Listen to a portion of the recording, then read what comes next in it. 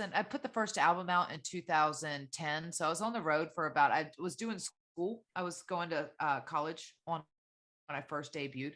So the first about year and a half of myself on the road, I was still attending classes online and doing all the thing to get my business degree.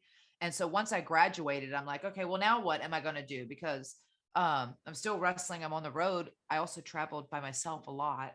For the most part, I always traveled by myself. So I'd do a lot, and I was a night driver. So I'd do a lot of thinking in my car after the matches and driving to the next town. I was just started writing and writing and writing more. And I found myself writing in melodies and writing in the thing. And it just kind of kept, and I would sing in my car and all the things. And I was like, I don't know. It was just one random day on the road, probably, in Nebraska or whatever, where I'm like, you know what? I'm just going to go take these songs. Like I've been working with some other songwriters back home. Like in the meantime, I was like, I'm just going to go take these songs to Nashville and just cut them just to say that I did it. Because the only reason why I never did it is because I thought someone else told me I wasn't good enough. But I'm just going to do it for me. And that's what started it. And then I met my first producer, Wells. He's Dolly Parton's guitar player.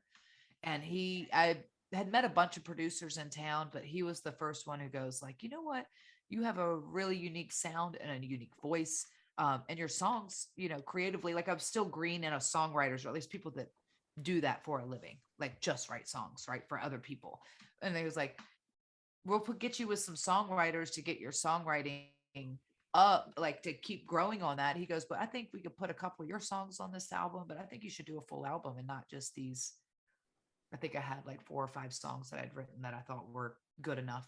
He's like, I think we should use like 3 or 4 of these and then get some other ones, but I think that we should do a full album. And it was like him that really helped guide me through that first album.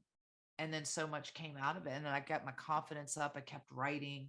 I got signed with E1 Music Nashville, and Van Fletcher from there hooked me up with a bunch of different songwriters as well. And my first producer, Jamie Lee Thurston, on that album kind of helped me because he's a songwriter too. It's just constant growing. It's the same.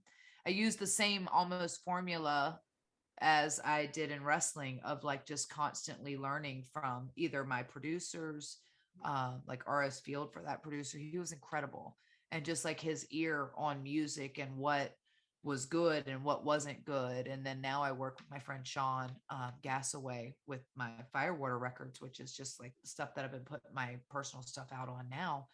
And I just got a distribution deal for it. So to be able to get it out on all the platforms and to get it up on Vivo for my music videos. So it's more of like a legit distribution platform and not just like a CD baby, which is a lot of independent artists use.